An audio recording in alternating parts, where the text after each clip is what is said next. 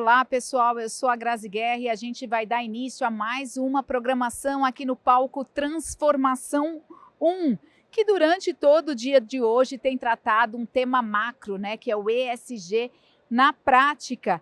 Então, nesse painel, para a gente falar deste tema macro, mas o tema micro, como a sustentabilidade pode ser um grande diferencial no negócio, para responder essa pergunta, eu chamo Alberto Abdu, diretor de sustentabilidade da Bosch. Por favor, Alberto.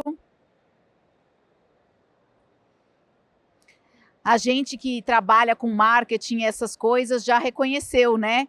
O quanto que é um diferencial e também um ganho para os negócios. Agora, tomara que toda a indústria que vai ou está aqui ou vai assistir a gente depois também descubra isso com você. Muito obrigada pela sua participação. Obrigado a você.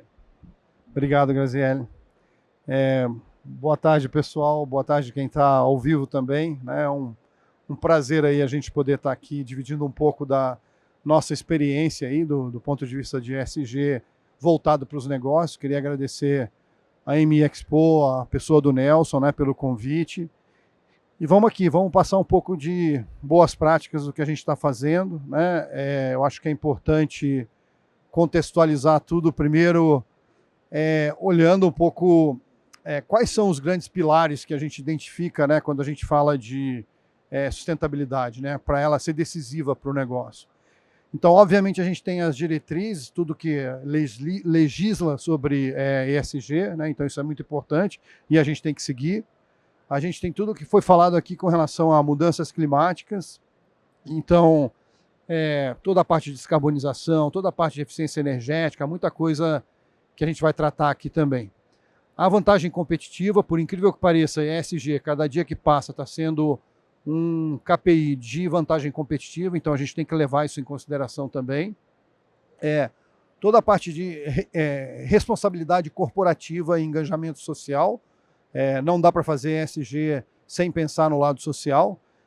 E a toda a parte de tecnologia, inovação, inteligência artificial. Então, basicamente, nós quando falamos de ESG dentro da Bosch, a gente fala desses pilares aqui, que não é muito diferente do que o mercado costuma passar. Mas eu costumo provocar isso quando a gente olha para as ODS, né? Então, de um lado vocês estão vendo aí os objetivos sustentáveis, e do outro é uma pesquisa bem recente que faz uma avaliação do progresso de cada uma dessas ODS baseado no percentual de meta cumprida, né? E aí a gente vê que os números não são tão bacanas assim, né? Basicamente, olhando todas as ODS, tudo que está verdinho é o que se conseguiu cumprir. Então nós estamos falando aí de 17%. Do outro lado da página, a gente tem 17% também que nem foi tocado nesse assunto de uma forma geral, né? E quais são os mais críticos, eu acho que é bem claro para nós, né? Então, toda a parte de erradicação da pobreza, toda a parte de ação contra a mudança climática, que é o que a gente está vivendo, e, por fim, a paz, a justiça, né? Tudo que a gente está vivendo de guerras.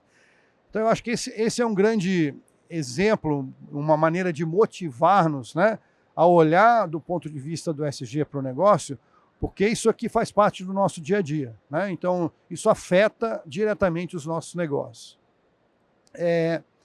Falando um pouco de requisito global, né, a gente sabe que existem já os requisitos locais, mas a gente tem uma demanda internacional muito grande por esses requisitos.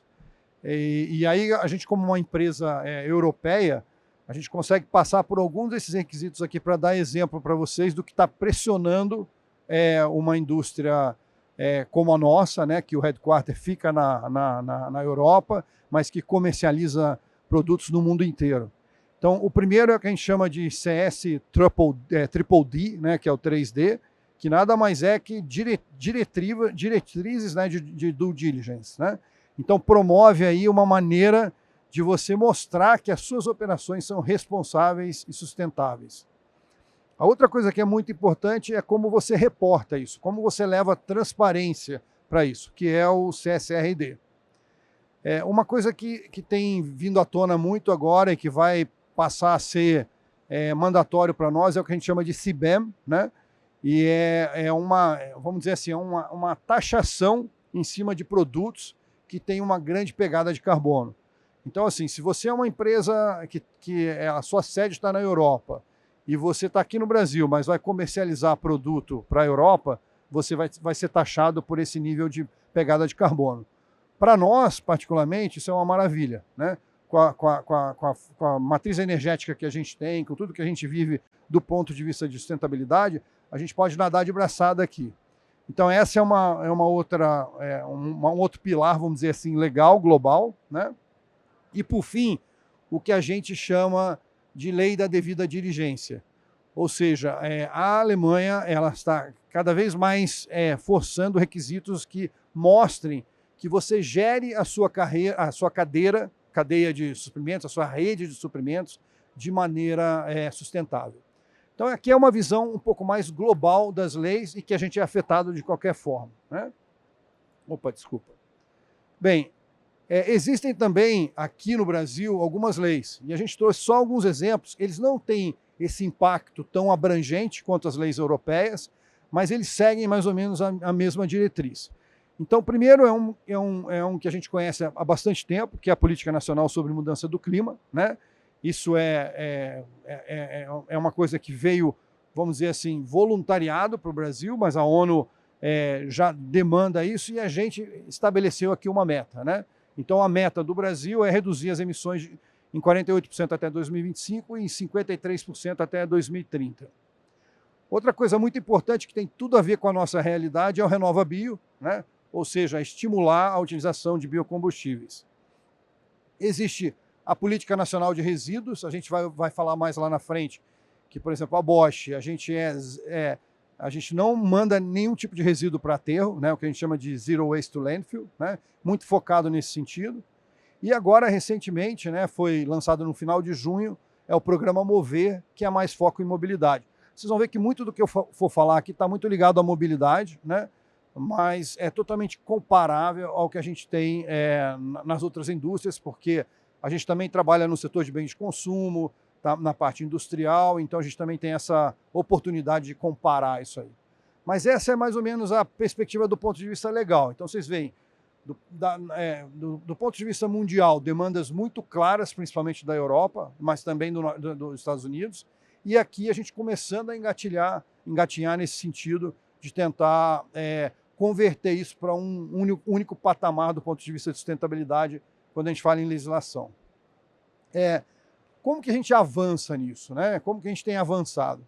Então, do lado a gente vê ali as novas regulamentações, né? Então tem as leis para empresas sustentáveis, tem subsídio e benefício fiscal, e do outro lado, como eu dei o exemplo lá, o tal do programa Mover, que nada mais é do que uma promoção e expansão de investimento quando você fala em eficiência energética, quando você fala em reciclagem veicular. Vocês sabem que isso é um calo para nós, né? Então vocês veem a quantidade de desmanches que a gente tem, a quantidade de veículo que fica abandonado em floresta, o casco não é reutilizado. Então aqui eles estão dando esse incentivo, né, essa oportunidade, e o programa ele tem um investimento gigante. Nós estamos falando de quase 20 bilhões de reais aí até 2019. Né? Então esses são os números, isso é a maneira como o governo está incentivando a evolução das leis do ponto de vista de sustentabilidade.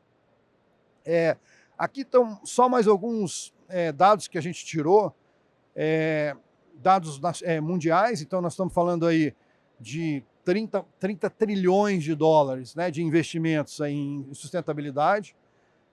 Nós estamos falando aqui em 490 bilhões de títulos também, do ponto de vista sustentável. E aí você vê aqui na região também o quanto que a sustentabilidade está tomando o determinado corpo, né, dentro das indústrias. E a gente não fala aqui só de grandes indústrias como a Bosch, a gente teve um exemplo aqui maravilhoso aqui antes, né, dessa apresentação, que é como a gente constrói desde do básico, né, para também ser sustentável. Então, começando pequeno, a gente consegue se adaptar a qualquer tamanho de empresa. No setor automotivo em específico, a coisa está ficando bem rígida. Aqui eu trouxe alguns exemplos, né, de neutralidade de CO2. Então, assim, aqui nós não estamos falando de net zero ainda, nós estamos falando assim, como as empresas do ramo automotivo estão neutralizando a sua pegada de carbono. E aí vocês veem a Mercedes, a BMW, a Porsche, a Stellantis, todo mundo falando entre 2030 e 2039. Está aí, né? Então você imagina o que é você pegar todo o teu inventário de CO2 e trazer isso para uma base neutra, né? Então é um desafio muito grande. Eles comentaram aqui, por exemplo, o pessoal da Ambev, né, comentou que o escopo 3 é o grande desafio deles. Eu acho que é o grande desafio de todo mundo, né? E você imagina para a indústria automotiva, onde você tem uma rede de suprimentos muito extensa, né, que vai do Tier 2 até o Tier N, e tudo isso tem que ser contabilizado quando a gente está falando de neutralidade. E aí, depois de dar esse apanhado geral de leis, de quais são os principais pilares do ponto de vista de negócio, né, a gente vai falar um pouco de como nós, da Bosch, criamos valor com a sustentabilidade. Basicamente, nós temos 6 dimensões para a criação de valor, né?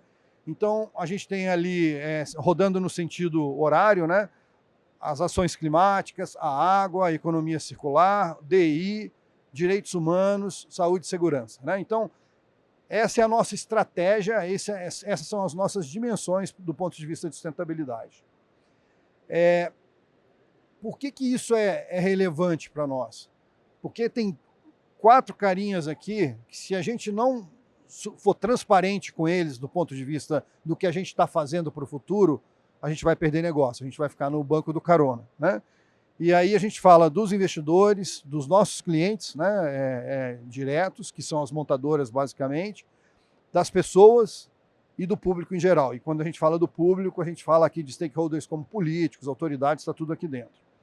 Então, basicamente, a Bosch possui 4 grandes mercados que a gente trabalha, ou grandes segmentos ou divisões, que é a divisão automotiva, que corresponde aí por 65% de tudo que a gente vende, né?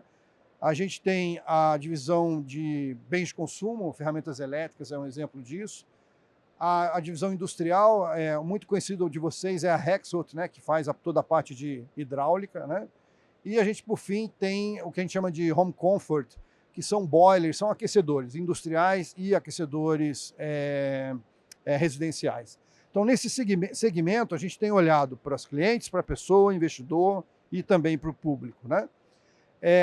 O que a gente tem visto é um aumento muito grande da demanda por produtos sustentáveis, tanto no B2C, que é quando a gente faz, por exemplo, as nossas ferramentas elétricas, quanto no B2B. Para vocês terem uma ideia, a geração mais nova no Brasil, 80% dos jovens, quando eles vão num comércio para comprar alguma coisa, de 80% a 85%, eles olham se o produto é sustentável. A primeira coisa que eles fazem, o primeiro KPI para analisar a compra é isso, né? Então vocês imaginam isso em escala mundial, como que está sendo. A gente acha que também, do ponto de vista das pessoas, a sustentabilidade passa a ser um propósito. Então, toda vez que a gente vai contratar alguém, essa é a primeira pergunta que eles nos fazem, né? Queria conhecer o seu relatório de sustentabilidade. Eu estou aqui com o Vitor, é nosso estagiário lá na Bosch, entrou há pouco tempo, e essa é uma coisa que foi uma das primeiras perguntas que ele fez para a Heavenly, que é a nossa especialista lá também em ESG e HSE, foi exatamente isso, né? Então isso é muito importante. Os investidores, apesar da Bosch ser uma empresa de capital fechado, a gente também trabalha com investidores, e a gente tem visto que quando a gente vai bater um papo com eles por telefone, geralmente a primeira pergunta é: como vocês estão rodando do ponto de vista de sustentabilidade, né, de ESG? E, por fim, o público, ele quer de nós o que a gente chama de licença para operar. E aí eu vou falar um pouquinho mais em detalhe para vocês o que significa isso. A gente, dentro daquelas 6 dimensões, a gente separou 3 dimensões que a gente fala assim, ó, sem isso a gente não atua, né? Então a gente precisa estar em conformidade legal, aquelas leis que a gente citou lá atrás, né? E a gente precisa estar em conformidade com o valor que a gente está entregando. E aí a gente vem ver aqui, não pode ter bandeira vermelha, definitivamente, problema de licença ambiental, problema de passivo ambiental, esse tipo de coisa não é indiscutível, né, nessa dimensão, né?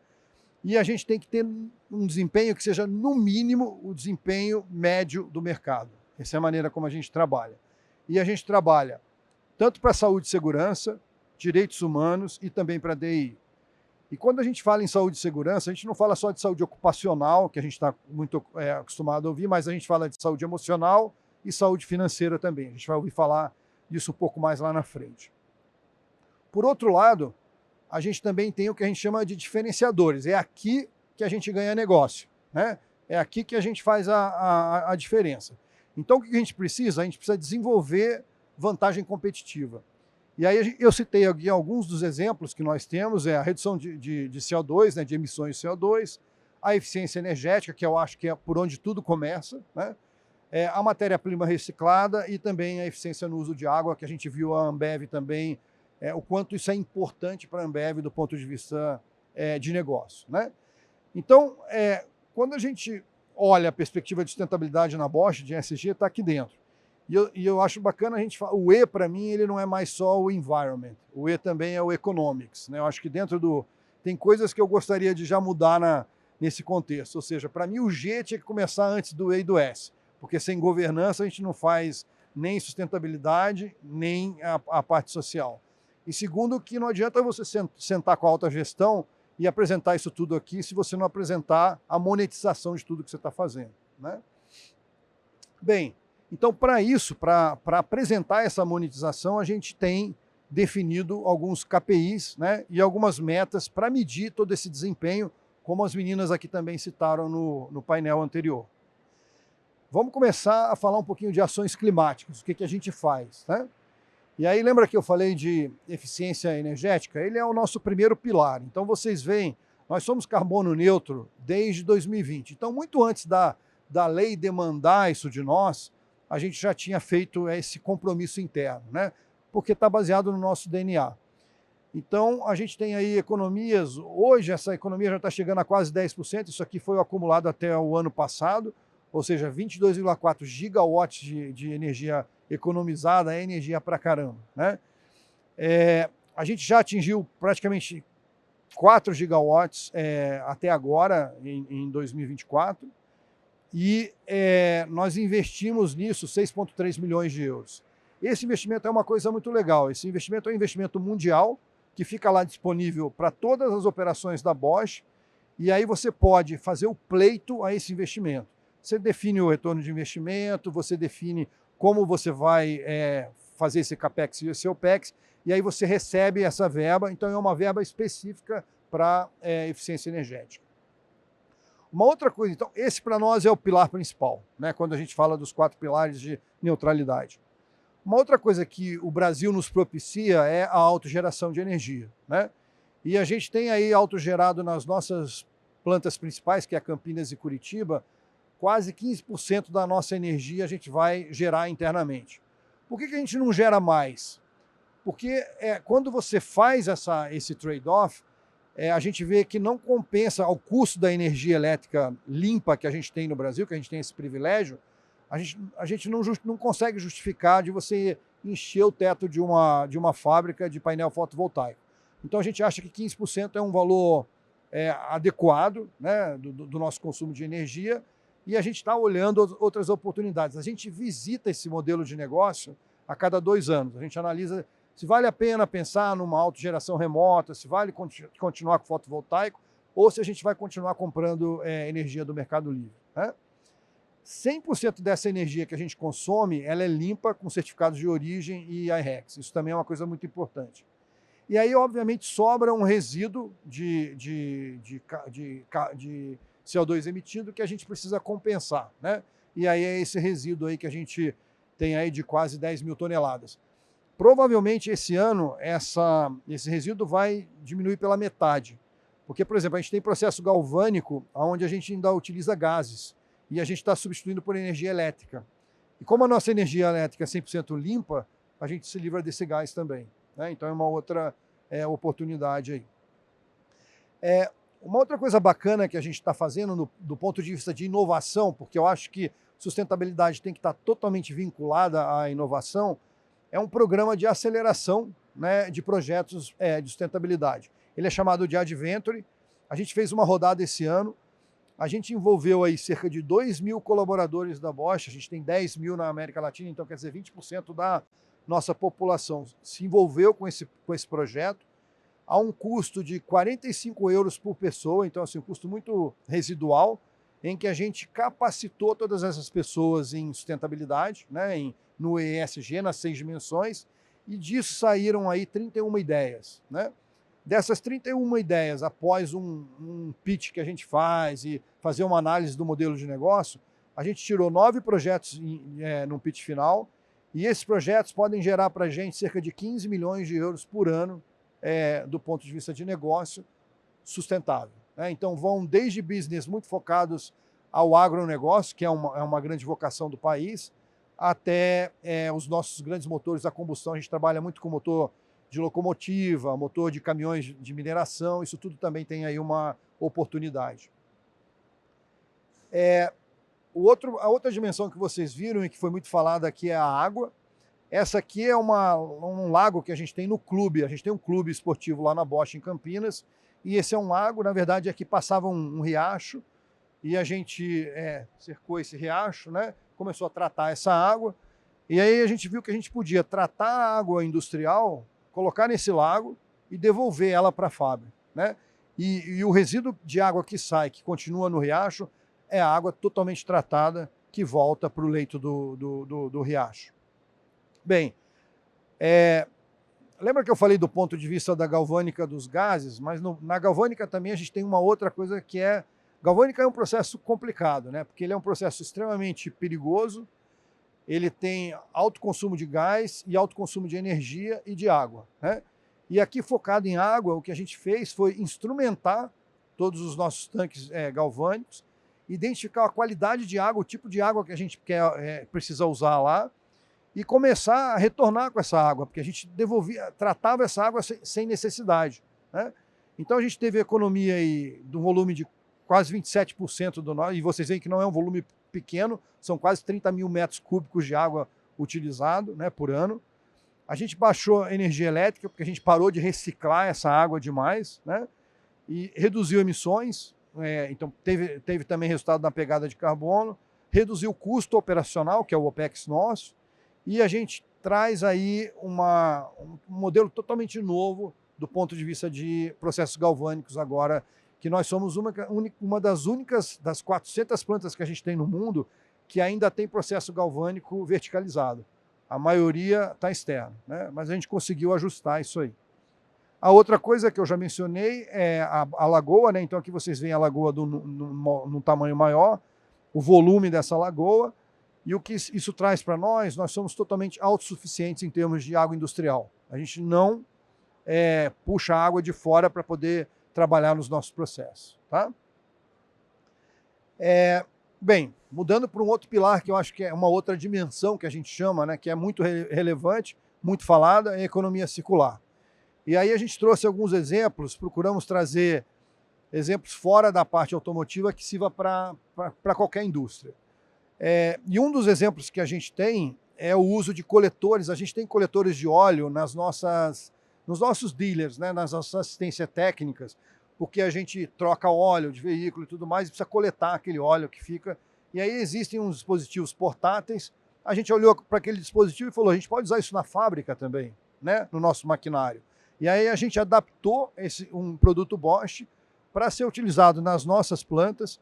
E aí vocês estão vendo a redução de consumo de óleo, né? Ou seja, a gente tem aí 100 mil euros ano de redução de consumo de óleo, né? E a gente está voltando com esse óleo todo para o circuito, para a central de óleo, porque a gente está conseguindo captar e tratar esse óleo. Basicamente, quando a gente fala em economia circular, a gente fala em 4 grandes pilares, né? A gente tem zero resíduo, como eu já tinha mencionado. A gente tem comitês locais em cada uma das plantas que tratam de economia circular. Então, uma vez por mês, a gente se reúne e vê todos esses potenciais negócios que a gente consiga buscar a circularidade. A gente tem mais de 20 ideias identificadas do ponto de vista de economia circular e mais de 215 mil euros de economia com a aquisição de novos materiais. Né? Um exemplo bem prático que a gente traz é das ferramentas elétricas. Então, vocês sabem, a gente tem as nossas revendas, então a gente vende a ferramenta elétrica, o usuário utiliza isso, ela se torna obsoleta ou quebra, alguma coisa desse tipo, e não é mais possível ser reparada. O que faz com essa ferramenta elétrica? Né? Então a gente tem um consórcio chamado Green Electron, não é só de ferramentas elétricas, é tudo que é ligado a componentes eletrônicos, são várias empresas dentro desse consórcio, e a Green Electron ela faz toda essa gestão da logística reversa. Então ela colhe as ferramentas nos nossos dealers, nós temos aí 680 dealers espalhados pelo Brasil, ela também tem os pontos de coleta dela, então ela faz toda essa coleta, trata esse resíduo, né, e devolve para a indústria, né? Não devolve só para nós, devolve para a indústria como um todo. Por outro lado, os nossos usuários também queriam uma forma mais direta com a gente.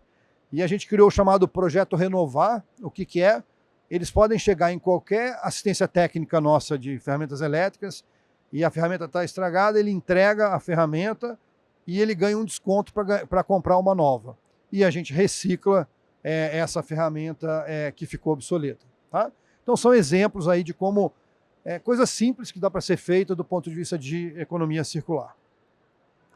Para se ter uma ideia do que a gente faz dentro das nossas linhas de produção, essa aqui é a evolução da reciclagem das ferramentas elétricas. A gente começou lá em 2019 com cerca de 21% do material da carcaça do plástico da ferramenta era reciclado.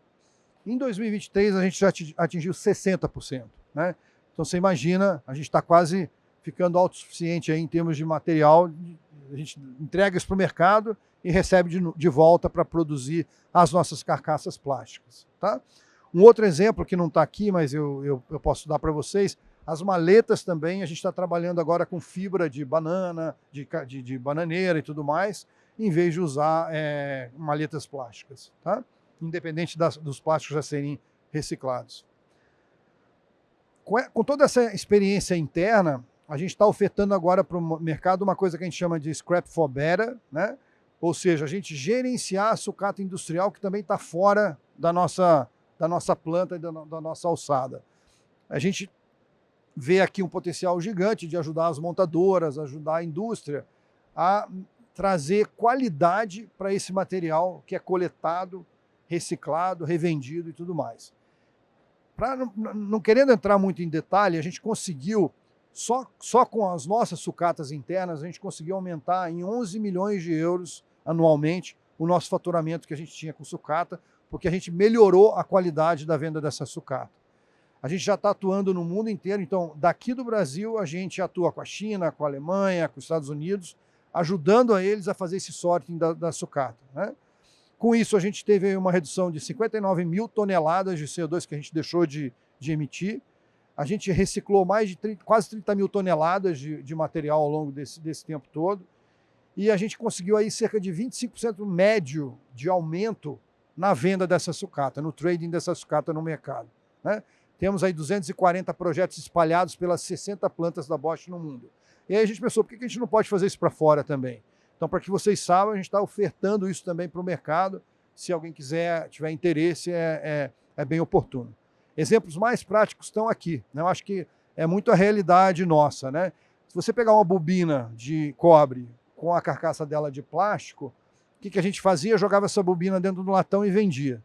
A gente só separou o cobre do plástico e a gente ganhou em 11 vezes no valor agregado o preço desse cobre quando a gente vende no mercado. Um processo super básico, né? O outro exemplo são os bits, né, de usinagem, as pastilhas de usinagem, os insertos, né, que são de tungstênio, e isso era vendido como sucata básica, né, jogada dentro de um tambor junto com porca, parafuso e tudo mais. E a gente aumentou em 80 vezes o valor agregado dessa sucata. E por fim aqui uma mistura, né, um mix de aço inox, aço e alumínio, e a gente também teve aí a oportunidade de redução. Bem, saúde e segurança também eu acho que é um fato que é indiscutível para nós, e aí eu falei muito de que saúde para nós não é só a saúde ocupacional, mas a saúde financeira, a saúde emocional, né, de cada um dos nossos colaboradores, dos familiares e tudo mais. E aí eu dou alguns exemplos aqui para nós. Então, assim, desde 2015 a nossa taxa de frequência de acidentes ela permanece abaixo de 1. Né, para milhões de horas trabalhadas, né? Então isso é um número muito importante para a região. E nós estamos falando de 4 grandes plantas produtivas que a gente tem aqui na América Latina. A linha verde, o 1,45, é a meta mundial da Bosch para acidente, né, para taxa de acidente. E as barras e o gráfico verde embaixo é a nossa realidade. Aí vocês veem que em 2024 já deu uma despontada ali para 0,90. O que a gente faz? A gente procura atuar junto com a planta. Então a gente vai lá com o gerente da planta, o plant manager, e diz para ele, olha, estamos vendo aqui uma tendência e tudo mais, e aí são realizados sessões, workshops, junto com a alta gestão da planta, onde o cara vai lá na linha de produção, o gestor da planta, e pega uma folha de solução de problema e analisa se aquilo ali faz sentido ou não, a maneira como foi atuado depois do acidente, né? Então, aqui é um exemplo desse workshop lá em Pomerode, na nossa planta da Rexroth lá no sul, né? Que foi feito agora, tem acho que um mês que a gente fez esse projeto. Então é dessa maneira que a gente atua de uma maneira um pouco mais proativa. Tá? Uma outra coisa legal que a gente procura utilizar também é ser um pouco mais inovador, um pouco mais tecnológico do ponto de vista de automação, de digitalização e tudo mais. E aqui é um exemplo bem básico, porque eu trouxe também alguns exemplos básicos que servem para todas as empresas. Vocês lembram quando acabou a pandemia, a gente decidiu trabalhar remoto, né, a maioria das empresas, mas você tem, por lei, que acompanhar o ambiente de trabalho daquela pessoa que está em casa. Ela precisa ter uma mesa adequada, ela precisa ter uma cadeira adequada, ela precisa ter ergonomia, né? E aí vocês imaginam a gente fazendo análise de 3.500 colaboradores que ficaram em casa depois da pandemia, né? Você precisa de um especialista de HSE para poder fazer essa análise. E aí, para cada análise dessa, se gastava 1 hora. Era um Excel que tinha que fazer um checklist, para fazer um monte de perguntas, eles respondiam, vinham e voltavam, né? E aí eles ganhavam um determinado valor para poder comprar a mesa e se adequar. Isso aí, para nós, custava aí cerca de 5 euros por colaborador, né? Ou seja, 15 mil euros por ano para a gente poder fazer essa análise. O que a gente fez? A gente fez um pushbot, um robozinho, né? Pegou um sistema de robotização básica, mapeou, botou lá o Excel e pôs para rodar. Fez alguns pilotos e o resultado é esse aí. Em 3 minutos, por e-mail, a gente consegue fazer a mesma análise que a gente fazia em 1 hora, né? Então, você vê a redução de custo e o payback. Então, assim, saúde e segurança é contabilizado, a gente consegue monetizar isso, a gente consegue trazer esse resultado à tona de uma forma muito clara, e é só um exemplo de digitalização aqui para vocês. Bem, aí aqui eu trago alguns dos pilares importantes. Então a gente tem a parte de saúde ocupacional, a gente tem a parte de saúde emocional, e do outro lado os benefícios básicos que a Bosch tem, né? Ou seja, o plano de previdência privada, a gente tem empréstimos e linhas de crédito, por exemplo, você quer instalar um painel fotovoltaico na sua casa, né? E aí os juros do mercado são muito altos, o custo é muito elevado, a gente propicia isso também internamente, né? Porque isso é sustentabilidade na veia. A gente faz muito treinamento também de educação financeira, porque às vezes a pessoa não sabe o que fazer com o dinheiro, né? E a gente procura ajudar nisso também. Então, eu acho que é muito importante essa dimensão para dizer que não é saúde ocupacional só em si, né? Aí vem uma dimensão que tem sido muito forte nos dias de hoje. A gente viu muitas meninas falarem, as mulheres na liderança, né? Eu mesmo, no meu time, a gente fala isso muito, a gente é um time pequeno, mas totalmente diverso, né? Isso é muito importante, diversidade traz pluralidade, traz conhecimento, né? E a gente tem aproveitado muito disso no nosso dia a dia. E aí aqui são alguns números da Bosch. Então a gente basicamente tem 3 pilares que vocês também têm, que é a inclusão, a equidade e a representatividade. A gente criou grupos de afinidade internamente, a gente tem mais de 100 líderes, né, os grandes gestores, a alta gestão, participando dos projetos de diversidade 1 para 1, né, com o líder de cada um dos grupos. São mais de 600 associados que participam dessas lives, eu mesmo participo frequentemente de poder discutir a parte de diversidade, poder discutir inclusão, como a gente está tratando, quais são os nossos KPIs. E aqui tem um exemplo de KPI. Nós estamos chegando aí a 30% de mulheres na organização. A nossa meta é chegar até 2030 e nós praticamente já atingimos essa meta, né? Aqui estão esses grupos de afinidade, então tem a comunidade LGBTQIA+, a inclusão de PCDs, né? Não por regra, não por lei, mas por consciência, né? A discussão de gêneros, tanto foco nas mulheres como foco nos homens, que é muito importante também, e a equidade e representatividade racial, né? Do ponto de vista de promoção social, eu não sei se vocês sabem, mas nós temos uma fundação, o Instituto Robert Bosch. Dentro dessa fundação, a gente tem o Formare, que não é só a Bosch que tem o Formare, mas é onde a gente treina os jovens e os pequenos talentos, né? A Heavenly é uma das professoras, né, Heavenly, do Formare, né? O Adriano também do nosso grupo, né? Então é uma coisa bem bacana para nós. Nós temos a escolinha técnica, eu vou falar um pouquinho mais dela, e temos o que a gente chama de Kinderhouse, que é a escola infantil para os nossos colaboradores, tanto pais quanto mães, né, que trabalham na empresa. Aqui é o exemplo do que a gente chama da escolinha técnica, em conjunto com o Senai, né? Então é uma parceria, são 60 anos de história, a gente já formou mais de 1.500 alunos, né?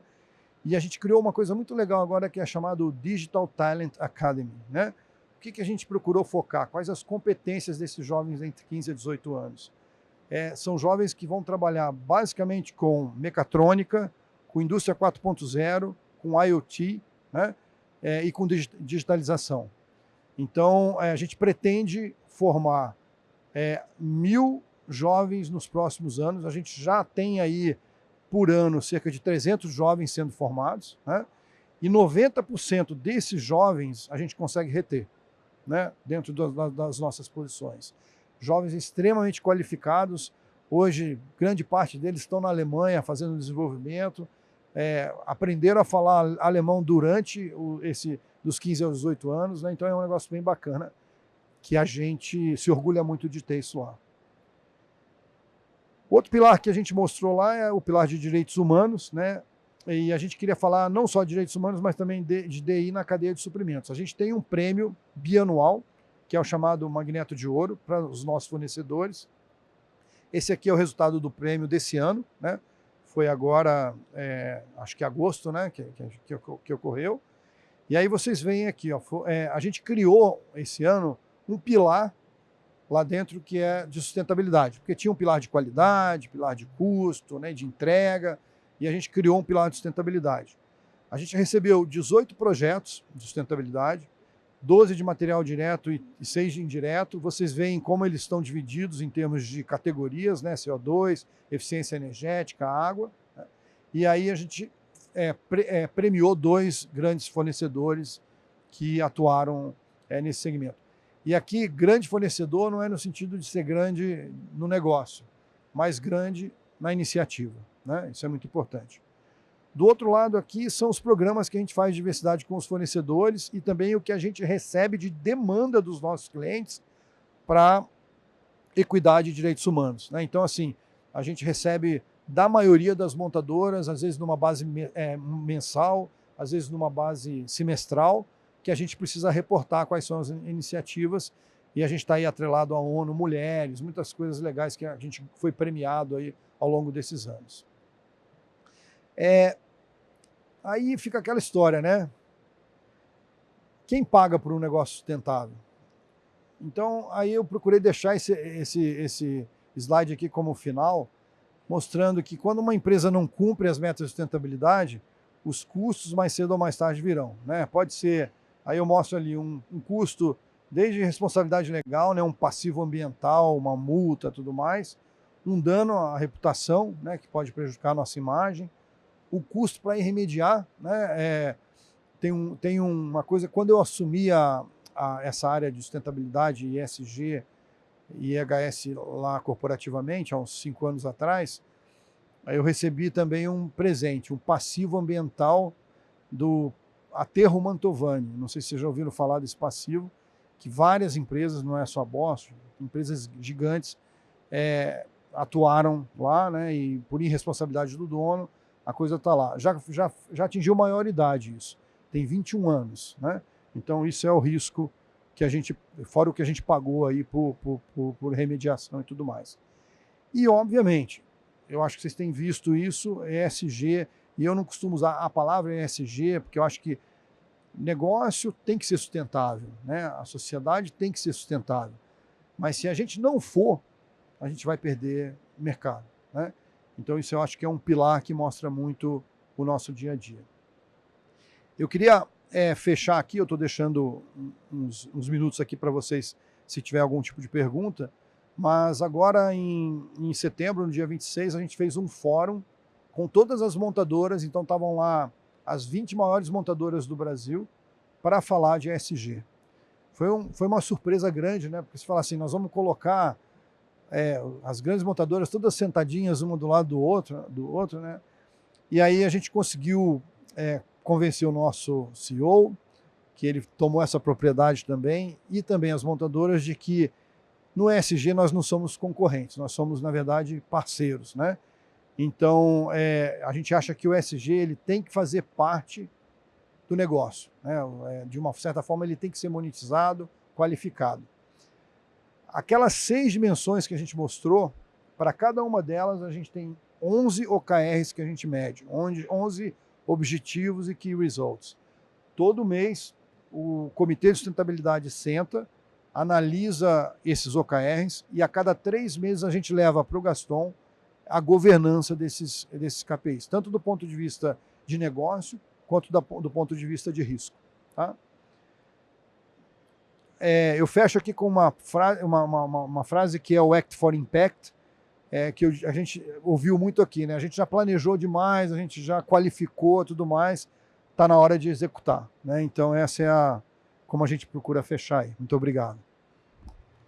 Antes, então, de você abrir para a pergunta, eu gostaria de fazer uma pergunta e usando, né, até essa frase que você falou, o ESG é uma palavra que, para os especialistas, quem trabalha com marketing ou quem trabalha na área de algum lado, em alguma empresa ligada à responsabilidade social, sabe que não é uma palavra de moda, que é uma palavra que precisa estar na prática e veio para ficar. Eu queria saber, assim, na sua concepção, as empresas, né, que não têm essa área ligada ou não tem o marketing ligado a isso, já tem essa consciência de fato, né, e não só as grandes, pequenas, as médias, e aí voltando para a indústria, qual que é a sua análise sobre isso, como que a gente está hoje em relação à consciência da responsabilidade social e dos ganhos, né, das vantagens? Eu vou passar de um lado um pouco mais reativo, né? Que é assim, tudo isso veio com leis, né? Então vieram primeiro as leis e aí todo mundo começou a se mexer, né?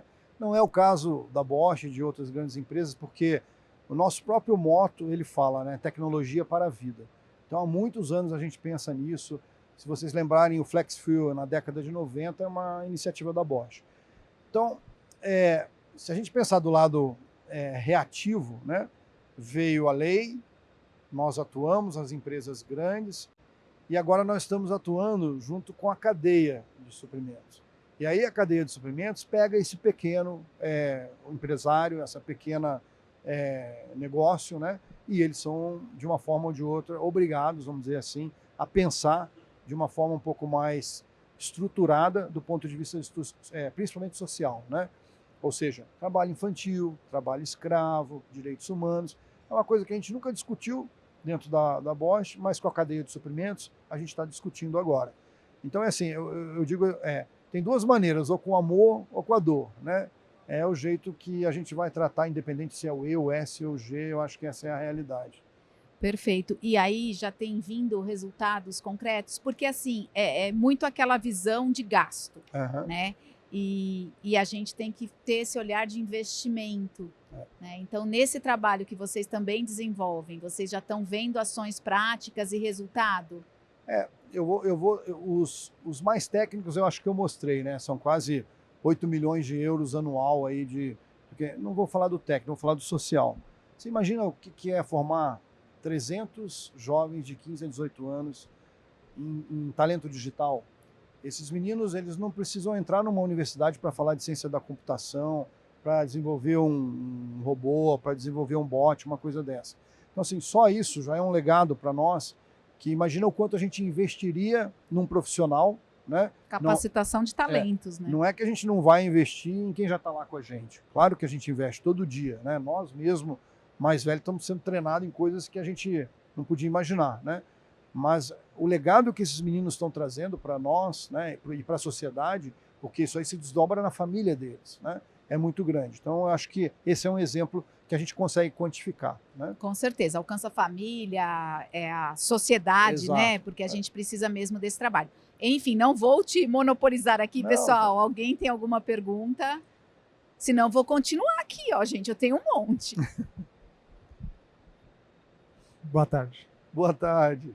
Então, eu gostaria de saber qual que é a melhor estratégia, do seu ponto de vista, para tentar mobilizar e ampliar o SG para a cadeia de fornecimento. Uhum. Isso desde o pequeno ao grande player, né? Fornecedor. Isso. É uma boa pergunta. Assim, ninguém precisa ter um departamento de ESG dentro da sua empresa para fazer sustentabilidade, né? Nós mesmos, que somos uma empresa grande, nós não temos um departamento de ESG. Nós temos a responsabilidade por cuidar da governança do ESG, mas são voluntários, né, que participam do nosso comitê. Então tem o vice-presidente de RH, o vice-presidente de relações governamentais, o vice-presidente de compras, o vice-presidente de compliance, o vice-presidente de legal, né, de direito, então da parte legal. Eles, junto conosco, compuseram esse comitê, e aí a gente estabeleceu metas pequenas, passo a passo, e aí foi crescendo. Essa é a receita que eu dou para qualquer empresa, desde uma pequena até uma grande empresa. Tragam para vocês os profissionais que realmente são de extrema necessidade, né?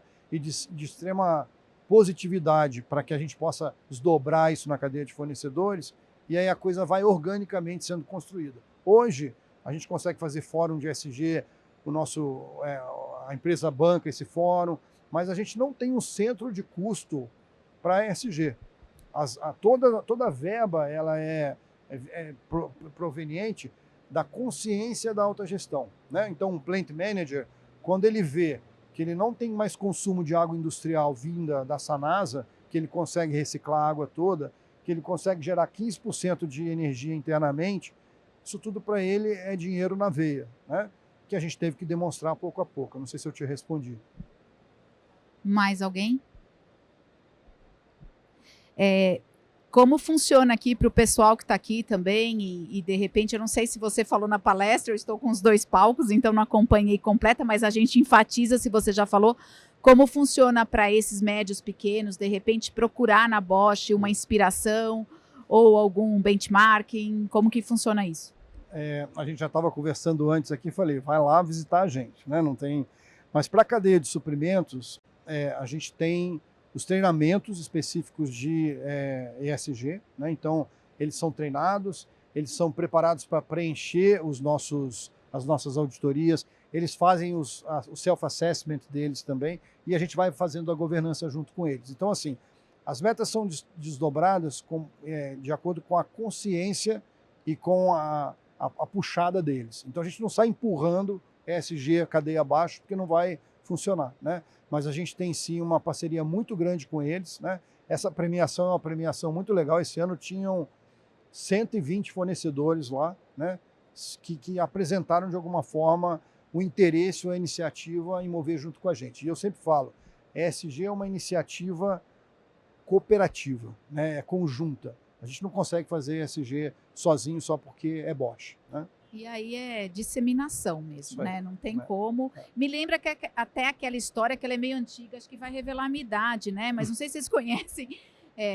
O avô da criança estava lá na praia jogando as estrelas do mar de volta para o mar. Vocês conhecem essa história? Conhecem? Não. E aí o vô ia lá e jogava uma estrela, jogava outra estrela, e aí o menino pergunta: mas vô, você não vai salvar todas as estrelas do mar? Por que você faz isso?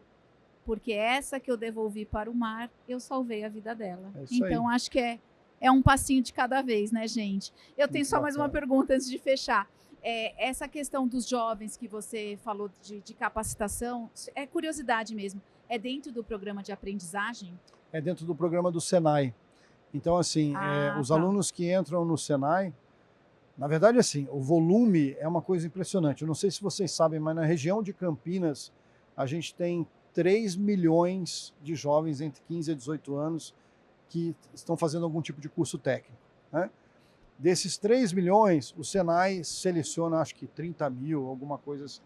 E desses 30 mil, chegam para a gente os currículos dos melhores, né? E aí a gente coloca dentro desses 300 que fazem parte de um programa entre Senai e Bosch. Eles ficam 50% do tempo no Senai e 50% do tempo conosco. Esse tempo que eles ficam conosco, as disciplinas são Indústria 4.0, IoT, digitalização e mecatrônica. É um modelo, então, que tem a atividade teórica, a prática Exato, e vai nessa linha. exatamente. Perfeito. Eu perguntei, gente, desculpa, mas é porque eu trabalhei muito com aprendizagens já, com marketing de causa também. E aí eu gostaria, né, dentro dessa área também de deixar a dica. Dentro do terceiro setor, tem muito especialista hoje em dia que pode contribuir, né, com a responsabilidade social, com o ESG dentro das empresas. E esses profissionais, muitas vezes, são marginalizados por estarem dentro do terceiro setor, né? Então, mesmo na área de marketing, já existe o marketing de causa, que é voltado para isso, e que, de repente, pode dar uma grande contribuição para as pequenas e médias empresas, que, de repente, a Bosch não alcançou, tá, gente? E aí, por aí vai. Primeiro, te convido para ir lá conhecer, está aqui pertinho, não está tão longe. Eu já ia me convidar, né? gente. E segundo, a coisa deu tão certo que a HK, que é a Câmara de Comércio Alemã, junto com o GIZ, que é o banco alemão, né, eles se envolveram também, estão patrocinando alguns desses jovens para intercâmbios internacionais, né? Então tem uma história muito bonita. Se vocês entrarem no site da Bosch, tem uma menina, você lembra o nome da menina, da Lourinha, não? Que ela é mãe solteira, né? E ela se candidatou a esse projeto e hoje ela está empregada dentro da Bosch, né? Então, assim, muito bacana.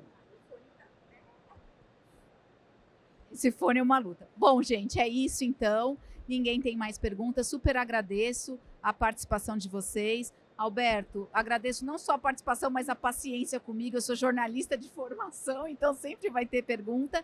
E daqui a pouco a gente recomeça aqui no próximo painel. Te convido a estar conosco. Aí temos mais um painel. Amanhã também, se puder participar aqui da nossa programação. É um prazer tê-lo conosco e um grande aprendizado. Muito obrigada. Prazer é nosso, né? Um abraço. Tchau, tchau. Obrigado, pessoal. Pessoal que está assistindo a gente aí. Tchau, tchau.